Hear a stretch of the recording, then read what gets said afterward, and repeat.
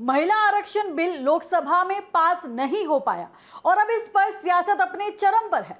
सत्ता पक्ष विपक्ष पर महिलाओं के हक छीनने का आरोप लगा रहा है तो विपक्ष सरकार की मंशा पर सवाल उठा रहा है। हमारे संवाददाता कंचन अरोड़ा ने इस मुद्दे पर अलग अलग दलों के सांसदों से खास बातचीत की। देखिए। उत्तर प्रदेश से बीजेपी सांसद और वरिष्ठ नेता जगदंबिका पाल हमारे साथ मौजूद हैं। सर, जिस तरीके से नारी शक्ति वंदन अधिनियम महिला आरक्षण बिल लोकसभा के सदन में पास नहीं हो पाया, आपकी पार्टी ने सीधे तौर पर प्रदर्शन भी किया, क्या कहेंगे आप? ये सवाल प्रदर्शन का नहीं है। सवाल है उत्तर प्रदेश की आधी जनसंख्या जो महिलाओं की है, क्या उन महिलाओं को अब पॉलिसी मेकिंग में, गुड गवर्नेंस में या सरकार चलाने में, अगर नरेंद्र मोदी की सरकार 33% लोकसभाओं में, विधानसभाओं में आरक्षण देने के लिए संशोधन बिल लेकर के आई, तो ये कोई बिल का विरोध नहीं हुआ। ये तो उन महिलाओं के साथ अपमान हुआ है, उनके साथ विश्वासघात हुआ है। और कांग्रेस हो, समाजवादी हो, इनका चेहरा बेनकाब हो गया, क्योंकि पहले भी जब कांग्रेस यूपीए की सरकार थी तो ये बिल आया था। उस समय भी सपा और तेजस्वी, लालू, इस तरीके से डीएमके सब ने इस बिल को फाड़ा था, नहीं पास होने देना चाहता। लेकिन अगर नरेंद्र मोदी जी अब ये बात कह दें, गृह मंत्री अमित शाह, कि हम 50% हर राज्य में सीट बढ़ाने के लिए तैयार हैं, वो जो भ्रम पैदा कर रहा था विपक्ष दक्षिण भारत उत्तर भारत का, वो भी हो गया। हर राज्य को जितनी सीट थी उससे 50% अधिक मिलना था, तो कोई भ्रम नहीं था। तो ये किसी डिलिमिटेशन या किसी सेंसस की बात नहीं हुई। अगर सेंसस 2026 पे जैसा कांग्रेस मांग कर रही थी केसी वेणुगोपाल, तो वो तो 34 में जाएगा। तो क्या अगर महिलाओं को 33% का आरक्षण मोदी सरकार 29 में देना चाहती कि 29 में लोकसभाओं में 33% हो या विधानसभाओं में हो, तो इस विरोध का क्या मतलब है? इस बिल का विरोध का क्या? मोदी जी ने गारंटी, भरोसा, वादा, ये सब चीजें कही, लेकिन उसके बावजूद भी बिल पास नहीं हुआ। और राहुल गांधी वही ट्वीट कर रहे हैं कि भारत ने देख लिया, कि इंडिया ने दिखा दिया, कर दिया।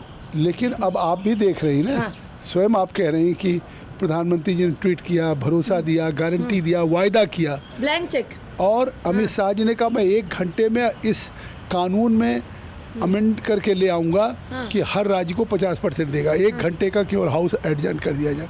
तो इससे तो कल देश की महिलाओं को साफ हो गया ना कि नरेंद्र मोदी की सरकार हमें 33% लोकसभाओं विधानसभाओं में आरक्षण देना चाहती थी, और राहुल गांधी या कांग्रेस की बात राहुल गांधी कह रहे हैं कि इंडिया ने दिखा दिया, भारत ने देख लिया और इंडिया ने दिखा दिया। देखिए, इंडिया ने ही दिखाया है, जिसमें 21 राज्यों में आज बीजेपी एनडीए की सरकार है। इंडिया ने ही दिखाया है, भारत ने ही दिखाया है कि आज तीसरी बार मोदी जी हैं। और इस बार जो उन्होंने विरोध किया है महिलाओं का, आधी आबादी का, आने वाले दिनों में फिर भारत दिखा देगा कि कांग्रेस का अस्तित्व भी नहीं रहेगा।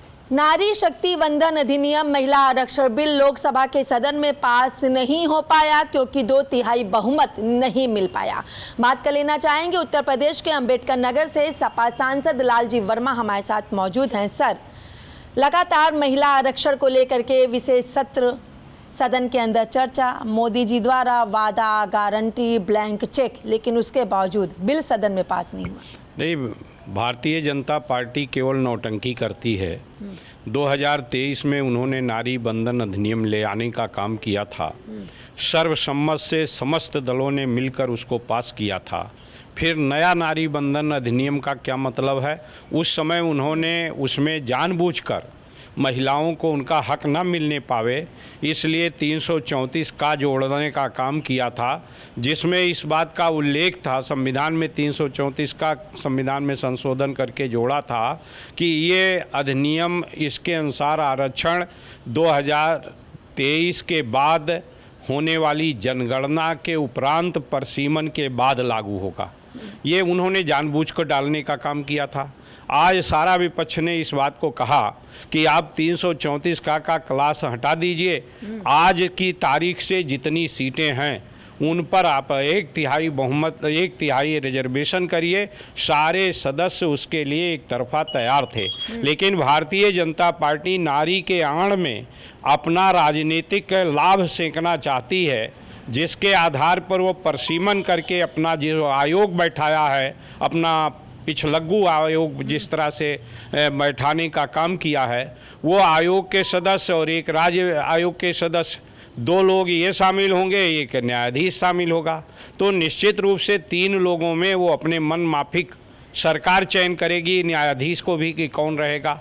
यानी वो अपने मन माफिक सीटों का परसीमन कराकर और सीटों को बढ़ाकर इस ढंग से लाना चाहते हैं कि जिससे सारी सीटें ऐसी बने कि जिसमें भारतीय जनता पार्टी जीत सके। लेकिन वर्मा जी, ये भी तो चीज़ स्पष्ट कर दी गई थी ना कि चाहे साउथ हो या नॉर्थ हो, सबको बराबर से अधिकार मिलेगा। और ये भी चीज़ें कही गई थी ना कि जो भी आप लोगों की नहीं समझ पा रहे, उन सारी चीज़ों को क्लेरिफाई किया गया। आपके राष्ट्रीय अध्यक्ष के लिए ये भी कहा गया कि वो घबराए ना, 29 में लागू होगा, 27 में चुनाव। हम तो चाहते हैं कि 27 में भी लागू हो। जो वर्तमान सीटें हैं उसी के आधार पर 2027 के चुनाव में उत्तर प्रदेश पर भी लागू हो, और उसमें कुछ नहीं करना है, केवल 334 का जो संविधान में संशोधन है उसको हटा दें तो निश्चित रूप से वो लागू हो जाएगा। और उसको हटाने के लिए सारा विपक्ष एक साथ तैयार है। ये भारतीय जनता पार्टी स्वयं नहीं लागू करना चाहती, इसलिए वो नौटंकी करने का काम कर रही है। लेकिन वर्मा जी, केंद्रीय मंत्री किरण रिजिजू का तो साफ तौर पर कहना है कि हम इसे ला के रहेंगे, आने वाले समय में ये आएगा जरूर।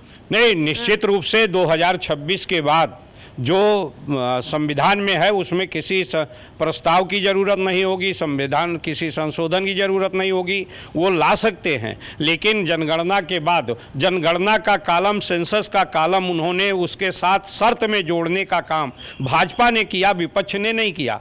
हम चाहते हैं कि उस शर्त को आप हटा लीजिए और जो वर्तमान सीटें हैं उसी पर आप लागू कर दीजिए। लेकिन अब ये भी कहा जा रहा है कि सपा, कांग्रेस, सभी विपक्षी दल महिला विरोधी हैं, वो चाह ही नहीं रहे थे।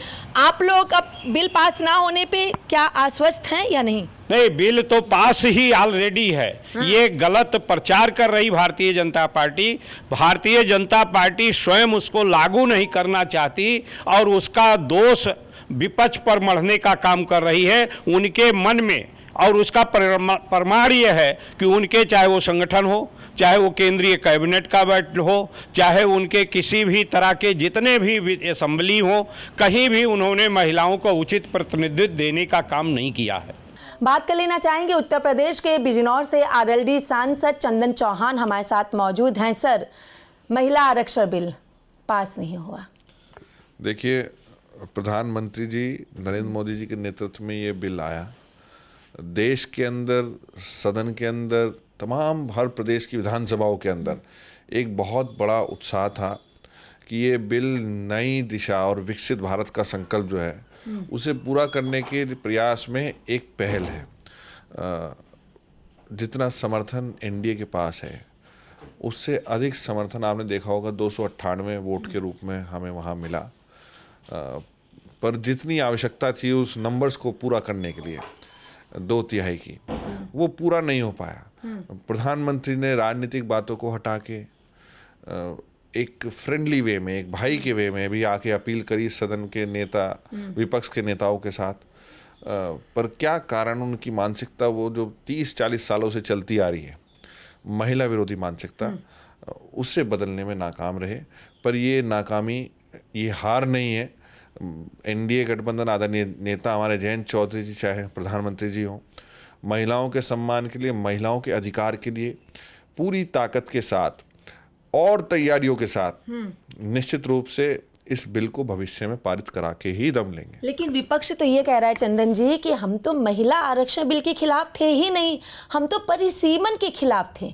जो सीटें बढ़ाने की बात वो कर रहे हैं, इस तरीके से तो जहाँ पे उनके ज़्यादा वोटर होंगे वहाँ पे सीटें बढ़ाती जाएंगे, जहाँ पे कम वोटर होंगे वहाँ पे नहीं बढ़ाएंगी। राजनीति की भूख और सत्ता में बने रहने की भूख के चलते बीजेपी और एनडीए ऐसे कर रही है। देखिए, राजनीति में मेरा, तुम्हारा, आपका, हमारा ये नहीं होता।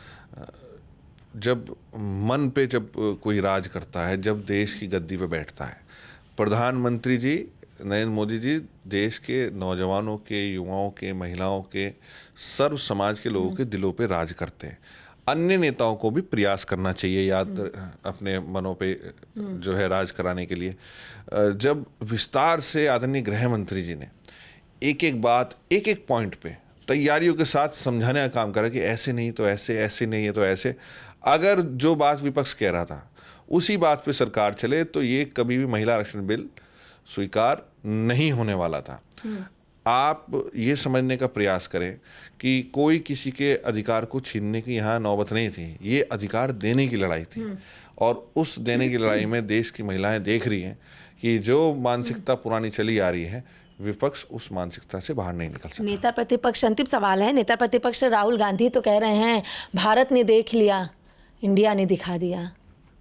देखिए, जब वहाँ अंतिम वोट्स पड़ी, मैं भी वहाँ था, थोड़ा निराश मन में था, पर जिस तरीके शौक सबके लिए था, शॉकिंग था ये, पर जिस तरीके से उत्साह विपक्ष के साथियों ने मचाया और वो बिल्कुल हिपे फुर्रे करके जैसे, तो वो मानसिकता दिखाता है कहीं ना कहीं। ये मानसिकता के साथ पहले हमें लड़ाई लड़नी पड़ेगी। महिलाओं को अधिकार तो हम निश्चित रूप से दिलाने का काम करेंगे। चलिए, बहुत बहुत शुक्रिया। ये थे हमारे साथ उत्तर प्रदेश के बिजनौर से आरएलडी सांसद चंदन चौहान, जिनका साफ तौर पर कहना है विपक्षों की मानसिकता जो है उसके साथ हमें पहले लड़ाई लड़नी पड़ेगी और महिलाओं को आरक्षण तो हम दिलाकर रहेंगे। वीडियो जर्नलिस्ट हिमांशु सिंह के साथ में कंचन अरोड़ा, TV7 भारत, दिल्ली।